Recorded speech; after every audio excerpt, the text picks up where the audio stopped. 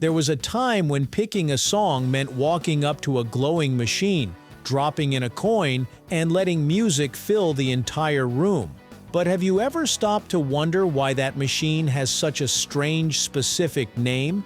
It's not a technical term, and it doesn't exactly describe what the machine does.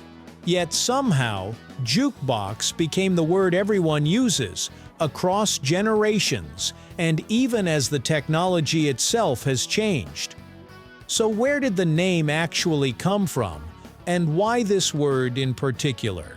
It feels casual, almost improvised, but it turns out to have deeper cultural roots than you might expect. Let's take a closer look at how the term came to be and how it stuck, right here, on History of Simple Things.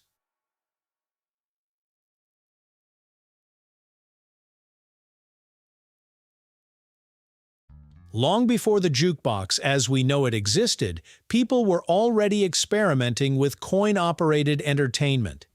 In the late 1800s, machines like the phonograph began appearing in public places, allowing users to listen to recorded audio by inserting a coin.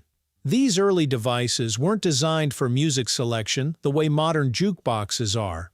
Instead, they often played a single recording, and listeners had to use ear tubes to hear the sound individually. It wasn't until the early 20th century that machines evolved to include multiple song choices and louder speakers, turning private listening into a shared experience. These improvements laid the foundation for what would eventually become the jukebox, but the name itself had not yet emerged. The key to understanding jukebox lies in the word juke. This term comes from the Gula language, spoken by African American communities in the southeastern United States. In this context, juke or jug meant something along the lines of disorderly, rowdy, or associated with dancing and music. It was often used to describe lively social spaces where people gathered to relax, dance, and enjoy themselves. These places became known as juke joints, informal establishments that offered music, food, and a sense of community. Over time, the word juke became strongly associated with music and entertainment, especially in environments that were energetic and somewhat unrestrained.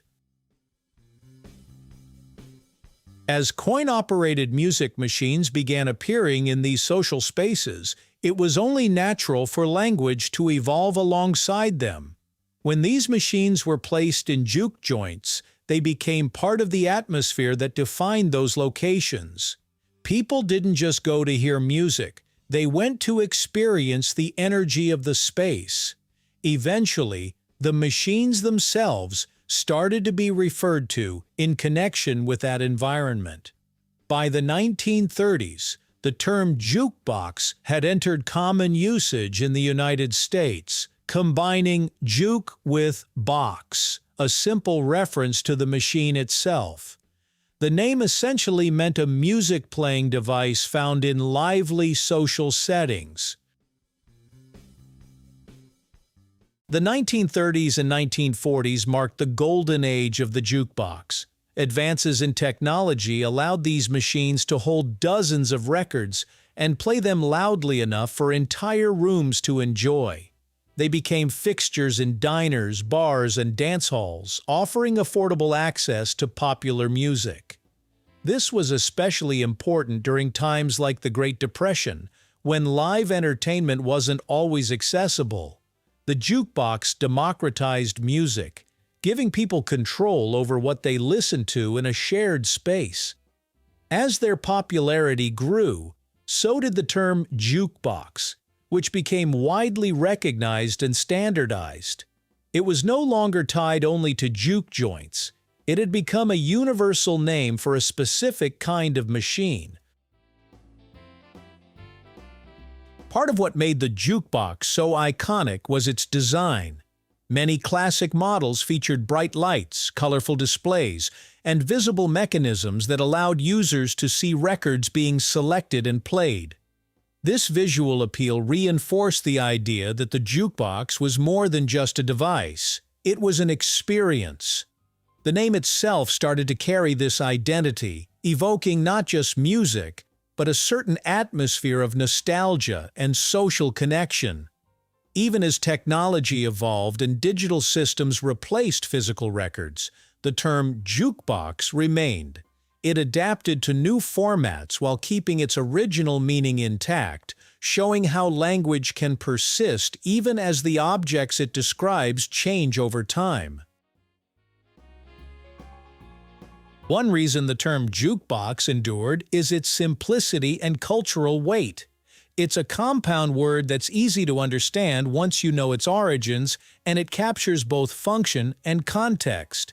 Unlike more technical names, it doesn't focus on how the machine works, but rather on what it represents.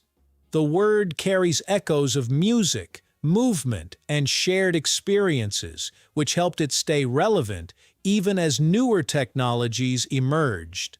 Today, we still use jukebox to describe both vintage machines and modern digital systems that let users select songs in public spaces. The name has outlived the era that created it, which speaks to how deeply it became embedded in everyday language. What's interesting about the word jukebox is that it doesn't just describe an object, it preserves a piece of cultural history.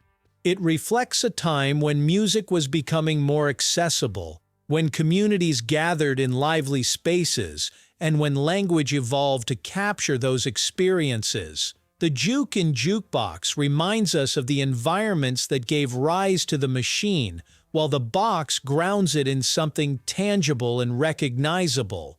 Even now, long after the original juke joints have faded and technology has transformed how we listen to music, the name still carries that legacy.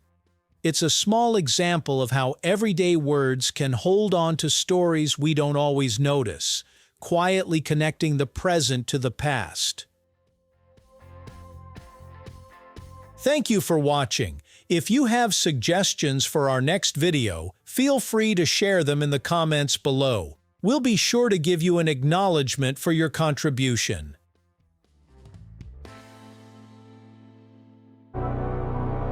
Thank you for joining us on this journey through the history of simple things. Don't forget to like, subscribe, and stay tuned for more stories woven through the smallest details.